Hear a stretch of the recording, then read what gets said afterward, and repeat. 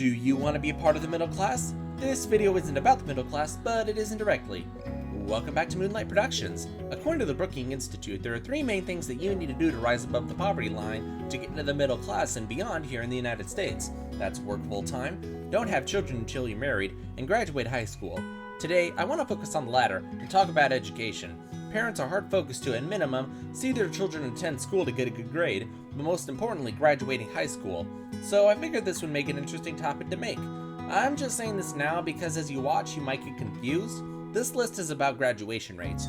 You might see one state has a higher graduation rate, but other things about the education suck, like the quality of the education being low, or something else about the schools that may make the place suck.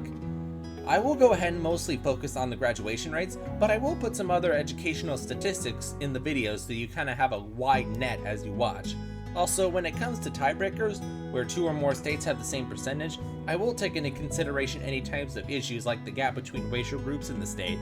But enough chatter. Please, sit back as we look at the top 10 US states with the highest high school graduation rates. Number 10, New Hampshire. This state competed with three other states to get this location on the list. Nebraska had a gap between African Americans and Caucasian Americans of 15%, and Missouri with 12%.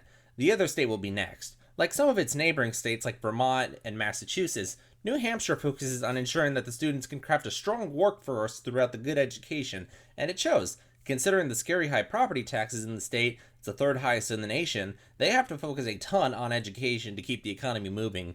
The graduation rate in New Hampshire has a graduation rate of 90% from Caucasian students and 84% from African American students, giving the state a high school graduation rate of 89% out of 100, and the quality of the education is ranked third best in the nation for K-12 students.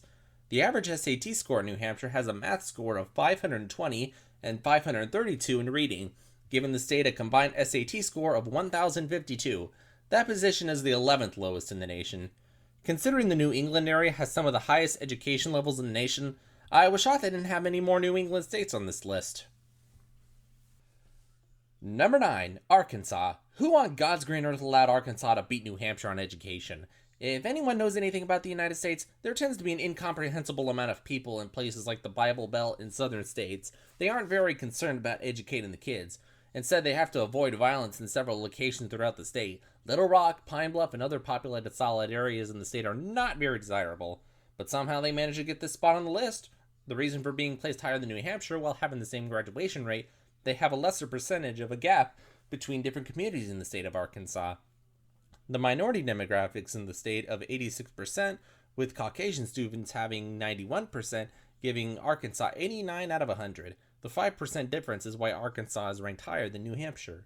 After that, we have to go to look at the fact that Arkansas is not precisely the be-all greatness state for education. The quality of the education in the natural state is very subpar, positioned 40th out of 50 states. However, the SAT scores in Arkansas are respectable, which is 594 on the math with 614 on the reading score, giving Arkansas the 14th highest SAT score in the nation at 1,208. Although not horrific numbers all around, Arkansas has been improving over the years, so it might not be a bad idea to move there. Number 8, Wisconsin. The Badger State is a very family-oriented state, so it's not shocking that they're on the list. But shockingly, there are some other states kicking Wisconsin's butt despite having other bad stats in education, and you don't normally associate them with being education-focused. The reason is in this gap between African Americans and Caucasian Americans. It is the widest per capita gap in the nation of 24%. To put that into perspective, if Washington, D.C. or the District of Columbia was its own state, it'd have the second worst in the nation of 22% split between racial groups. Though I imagine many problems from Wisconsin state issues because of the Milwaukee area, Milwaukee is not an example for the nation. The African American score of 70% along with the Caucasian American scoring 94, giving the state a total score of 90 out of 100. After that, the quality of the education in Wisconsin is the 14th best out of all 50 states. However, you can relax when it comes to the kids' test scores. The average SAT math score is 649 with a reading score of 642. It is making a total score of 1,291, which is the second best score in the nation. So Wisconsin is for sure a bipolar state when it comes to graduation rates, It is high and the quality is there. They just need to get more high school kids to put on those fun caps and gowns on for a ceremony. Number 7, Kentucky. Back to back on well known bad to well known good states. Kentucky comes in a list as a bad state, but not lousy education. You can easily find memes online that show how hillbilly the residents are in the state. The bluegrass state is not well known outside of the lack of education in the state, but Kentucky has some of its education nonsense issues that are slowly solving themselves. Just slowly. For example, the high school graduation rate in Kentucky from minorities of 82%, with the Caucasian students having a 92% graduation rate, giving the state a 90% all around. In addition, the SAT scores in the nation are the 8th best in the nation. The math score is 616 with a reading score of 631. The quality of education in Kentucky is being placed 32 out of 50, which is more reasonably modest. Considering that hillbilly mindset in many residents of the state, they are actually doing relatively better than I expected. Strange, I know. Number 6, Tennessee. It seems the volunteer states have volunteered to not be bad at schooling. At least that's what I've been thinking. Tennessee is one of those feelings that you get previously brought up in Kentucky, but they are relatively modern regardless of that stereotype. Nashville in particular has just exploded over the years, one of the main reasons people are driving to the state like Winnie the Pooh to honey. The graduation rate of minority students is 84%, with the Caucasian students having around 93%, giving the volunteer state a total of 90% high school graduation rate. Tennessee also has the 12th highest SAT scores in the nation, math ranked 604 with the reading score of 623, giving the total of 1,227 points. The education quality is ranked 38th, so once you get out of those toothless moonshiners in Tennessee, moving to Tennessee is a great idea. Just stay out of Memphis. Number 5, Texas. Suppose anyone has been paying attention in the world for locations you should consider, Texas is for sure one of the best places to move in the United States.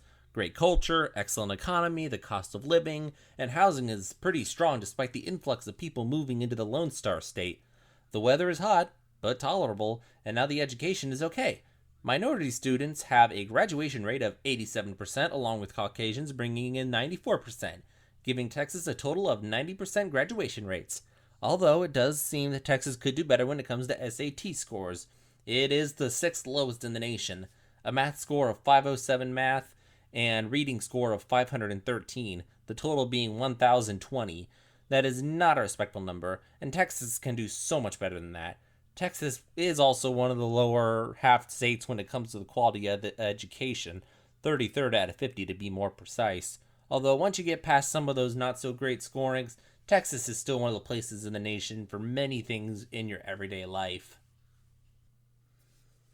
Number 4, West Virginia. Again, another state that people wouldn't expect. I know many people might think about Virginia when it comes to education. The DC area has one of the highest educated locations in the country. Unfortunately, West Virginia has been locked off and forgotten by the last several decades. However, it looks like the Mountain State has some kick in it still. They are in the top 5 for states with graduation rates. The graduation rate in West Virginia has a Caucasian rate of 90%. Because West Virginia is considered the least diverse state in the nation, the state's 86% for minority residents doesn't tarnish the previously mentioned 90. Another state is coming up that has a boat regarding poverty is also issues on the table for solving, but the number 3 state has a higher SAT score than West Virginia.